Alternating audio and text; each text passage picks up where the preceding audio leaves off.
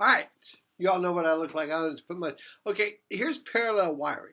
Okay, notice that we've got this television is on this circuit here. So if this television goes out, no big deal. Okay. Here's an open, this one's not doing anything, doesn't have plugged into it. Here's a stereo plugged in. So if this burns out, or if this switch, or if this light bulb burns out, then I'll do. One of the things is there are, sometimes you've got a switch to a certain circuit that just is a plug-in that doesn't operate lights. And that's what we have. That's where I charge my computer. So sometimes it's like, oh yeah, I need to flick that switch that seems to do nothing, but it actually activates my computer's hooked up. They're getting charged, All right. And notice, if any one of these goes out, then the current can just bypass it, just keep on going. Okay. So those things are all in parallel wiring. All right. What I'm going to do here is I am going to blast through about 15 slides here, okay, and break it down into probably 2 7-minute videos. And then we're just going to do problems.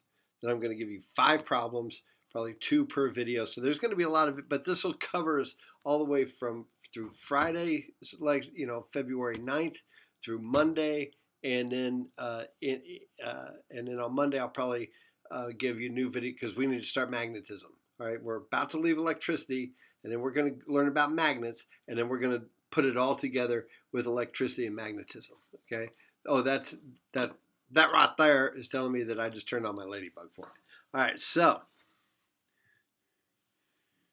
the 2 parallel pipes are equivalent to a single pipe of the same length across the same cross-sectional area. Okay. So this is area of 1 and 2. Here's a pump, So when they're parallel, voltage, if this is 12, this is 12. This is 12. Okay. The voltage is the same for parallel wiring. Look. And since the voltage is the same going through each one of these, now look what happens. You get different currents. So you got I, and then you've got I1. So I is equal to I1 plus I2. So you've got less current, less charge. The charge is not the same that's building up on both sides of these resistors. However, the voltage is the same because it's like it's coming from the same source. Okay? Notice this is like it's coming from the same source. So the voltage drop between here, and here is the exact same. All right. So what's the equation? The equation is parallels 1 over R1 plus 1 over however many you have. And then you got to remember to flip it though when you're done. So notice if this is 8 and this is 4, this is like 1 over 8 plus 1 over 4. So that's like 1 over 8 plus 2 over 8 is 3 over 8. And then 8 over 3 is 2.67. All right. That's the way you calculate. There you go. And so the RMS voltage current that's going through there, that's going through this thing, the current that's going through the entire circuit is 2.25 amps. Now, what's probably going to happen? Now, think about this. Here's what's going to happen. You got 2.25 amps kicking out of here. A portion of it's going to go through here, but most of it, more of it's twice as much is going to go through here. Why? Path of least resistance. So if I divide this by 3,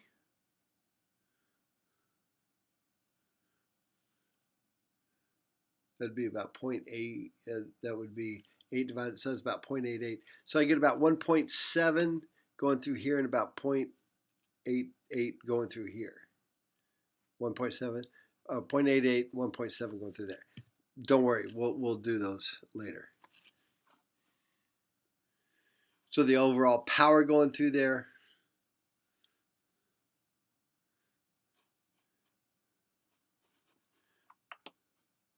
oh, they already did it for me. Since we know what the resistance is here, and we know that the voltage is 6 volts, we can figure out what the current is.